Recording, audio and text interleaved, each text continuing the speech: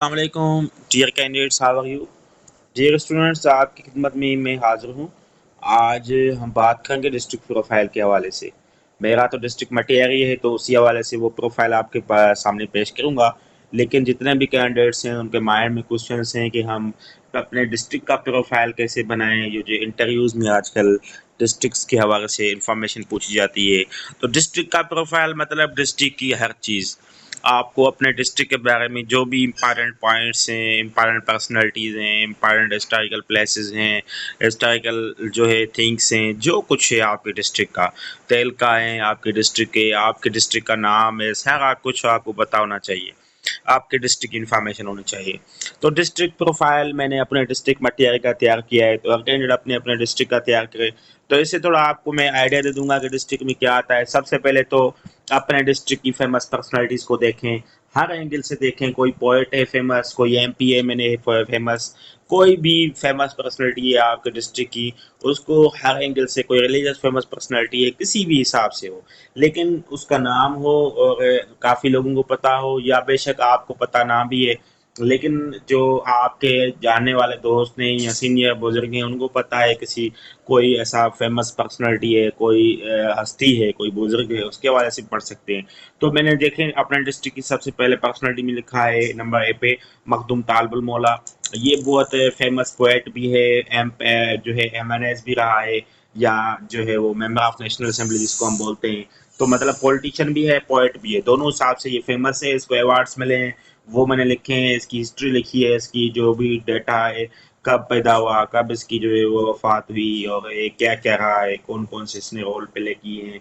उसके बाद इसके मैंने अवार्ड्स लिखे, उसके बाद इसके फेमस बुक्स कोई 30 बुक्स लिखे हुए हैं, वो मैंने लिखे। उसके बाद मखदूम नूर सरवर रहमतुल्लाह अलैह, ये भी फेमस पर्सनैलिटी है। रिलीजियस ही देखा जाए या जनरली देखा जाए तो फेमस पर्सनैलिटी है।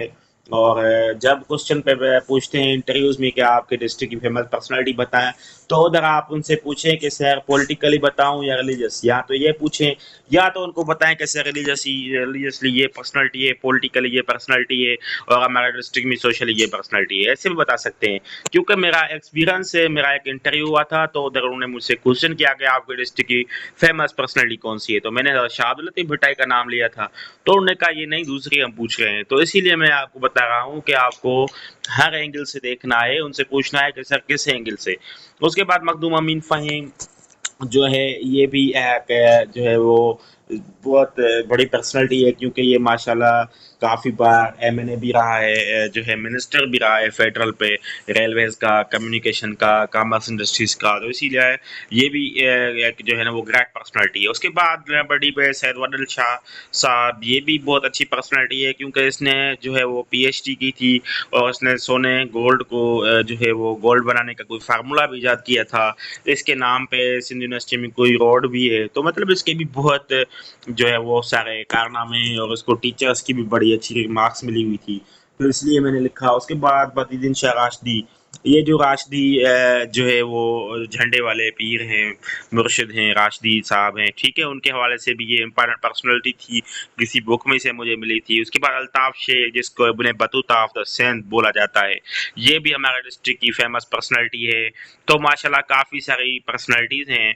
उसके बाद ये कोई फेमस प्लेस है दरगाह शरीफ पीर झंडो, तो इसके हवाले से मैंने लिखा है। उसके बाद हज़रत सैयद शाह बुखारी साहब है कोई, ठीक है, उसके हवाले से भी मैंने लिखी है, थोड़ी सी डिटेल इसकी दी है, ठीक है। ये भी आप जो है वो देख सकते हैं। अमीन लाखों की कोई जो है वो इम्पॉर्टेंट पर्सनैलिटी है, सैयद शेर शाह बुखारी।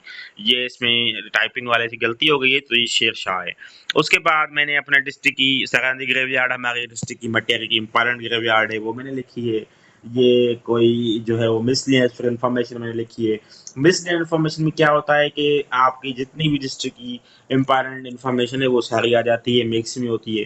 जैसे मैंने पहले इसमें मटियारी का नाम कैसे आया है वो लिखा है, फिर मटियारी लाहौर ट्रांसमिशन प्रोजेक्ट है सीपेक का, वो लिखा है, उसकी लेंथ, उसकी डिटेल दी है, मटियारी की पॉपुलेशन बताई है, डिस्टेंस बताया है मटियारी हैदराबाद में क्या है, श्राइन्स बताई हैं कौन सी हैं, दरगाह कौन से हैं, एयर क्वालिटी में मटियारी की क्या रैंक है, लिटरेसी में मटियारी की क्या है, फीमेल और मेल लिटरेसी में क्या है, एरिया मटियारी की कितनी है, पॉपुलेशन कितनी है, झूलेलाल जो है एक उसको जिंदा पीर भी बोला जाता है। ये जो है उडेरो लाल में इसकी जो है वो मज़ार वगैरह है या ये दरगाह है।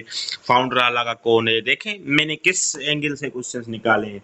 आप ये सारी जो मैं पॉइंट्स बता रहा हूँ ये तो मेरे डिस्ट्रिक्ट की हैं। आप खुद रिसर्च करके अपने डिस्ट्रिक्ट की जो है वो ये वाली इंफॉर्मेशन निकालें जो भी मैं बता रहा हूँ। मटेरियल कितना ओल्ड है? 623 साल ओल्ड है। फाउंडर मटेरियल का कौन है? हाला का कौन है? ठीक है। यूसीज मटेरियल में कितनी है? मटेरियल कौन से नंबर पे सिंध का बड़ा डिस्ट्रिक्ट है? एमपी एमएनएस कौन कौन से हैं? किस किस वो उनका पीएस या नेशनल असेंबली का तक कौन सा है वो मैंने लिखा है। उसके बाद मोहम्मद रहीम काजी जो था वो फर्स्ट शहीद था। खिलाफत मूवमेंट मटेरियल से बिलोंग करती है। याकूब अब्दुल्ला जिसने कुरान शरीफ का ट्रांसलेशन की थी वो मटेरियल का था। ठीक है, तो देखें मैं किस किस किस लेवल की नॉलेज ले आया हूँ।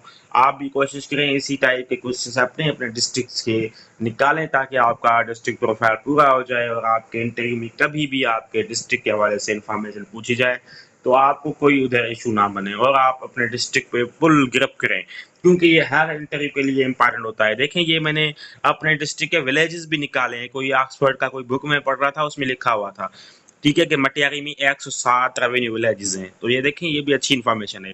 और अपने डिस्ट्रिक्ट के साउथ में कौन क्या है, वेस्ट में, ईस्ट में, नॉर्थ में क्या है, ये भी आपको देखना है। और आपके डिस्ट्रिक्ट के नाम से कोई फॉरेन में कोई तहलका है, कोई न्यूज़पेपर है, कोई विलेज है, वो भी लिखें। देखें जैसे सईदाबाद हमारा तहलका है तो वो एक विलेज का नाम भी है केपीके में, ये मैंने इन्फॉर्मेशन लिख दी। उसके बाद मैंने ये जो है रेल से कब कनेक्ट हुआ, ये वो सारी इन्फॉर्मेशन मैंने एक एक पॉइंट को जो है वो टच किया है, एक एक पॉइंट लिखी है। ठीक है, तो आप भी अपने डिस्ट्रिक्ट पे इतना काम करें। और ये मैंने कोई तकरीबन मेरे ख्याल में कोई 1 महीने का पूरा काम किया था, रिसर्च की थी अपने डिस्ट्रिक्ट पे। उसके बाद ये मैंने एक ऑथेंटिक और इम्पोर्टेंट फाइल बनाया। तो जिसका भी मटियार डिस्ट्रिक्ट है वो तो ये मुझसे पीडीएफ में भी ले सकते हैं।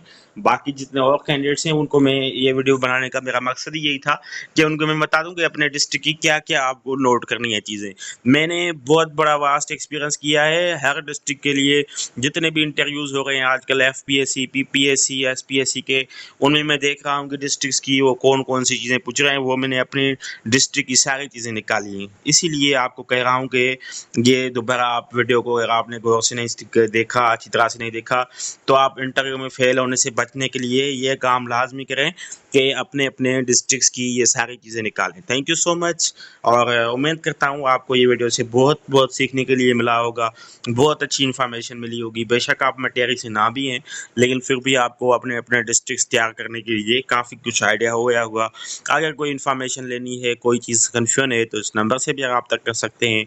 अगर आपको कुछ भी सीखने के लिए वीडियो से मिला है तो काइंडली चैनल को सब्सक्राइब करें, लाइक करें चैनल को एंड दोस्तों के साथ लिंक शेयर करें। और मेरी कोशिश होगी डेली बेसिस पे मेरा नाइट के टाइम एक वीडियो आपके साथ शेयर करता रहूं ताकि आपके इल्म में भी इजाफा हो और आपकी जितनी भी कन्फ्यूजन हैं, आपके क्वेश्चन हैं, सारे क्लियर हो जाएं। और इंशाल्लाह आपको इस चैनल से कनेक्ट रहने का बहुत कुछ सीखने के लिए मिलेगा। Thank you so much. अल्लाह हाफिज़।